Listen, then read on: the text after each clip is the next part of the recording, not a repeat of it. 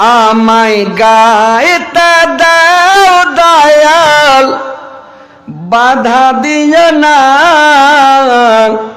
মনের কথা বলতে দাও, জুবান বন্ধ করো না, মনের কথা বলতে দাও, জুবান বন্ধ করো না।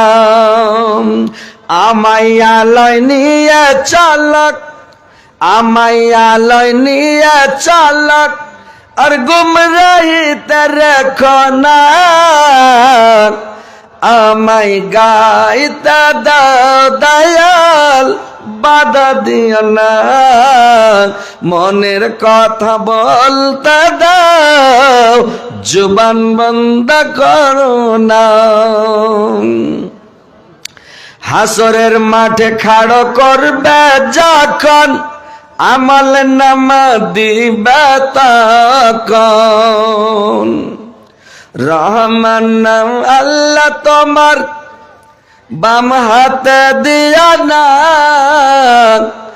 আমায় গাইতে দাও দয়াল, বাধা দিও না, মনের কথা বলতে দাও, জুবান বন্ধ করো না।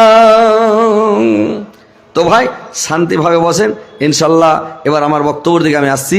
কথাগুলো খুব ধ্যান দিয়ে শান্ত মিজাজে একবারে অন্তরের কান দিয়ে, ভিতরে একটা কান আছে ভাই, বুঝতে পেরেছেন? সব মানুষ বলে ভিতরে কান নাই আর ভিতরে চোখ নাই, ভিতরে চোখও আছে, ভিতরে কানও আছে, বুঝতে পেরেছেন?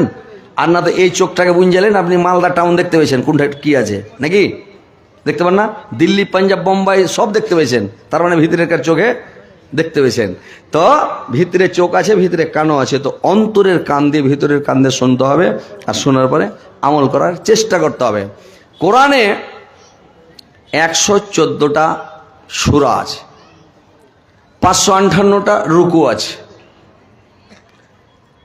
6000, কেউ বলেছে কম বেশ 6666 আয়াত, কেউ বলেছে বেশি, কেউ বলেছে কম, যাই হোক।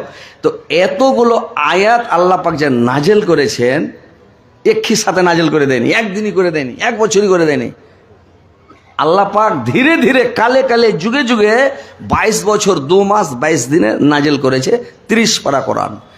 তো এই যে আল্লাহ পাক কোনো যখন যেটা দরকার পড়লো, যখন যেটা প্রয়োজন হলো, একটা সূরা একবার নাজেল হয়ে গেল, কোন সময় আধখান সূরা হলো, কোন সময় 2 আয়াত হলো, কোন সময় 1 আয়াত হলো, কোন সময় 10 আয়াত হলো, মানে এই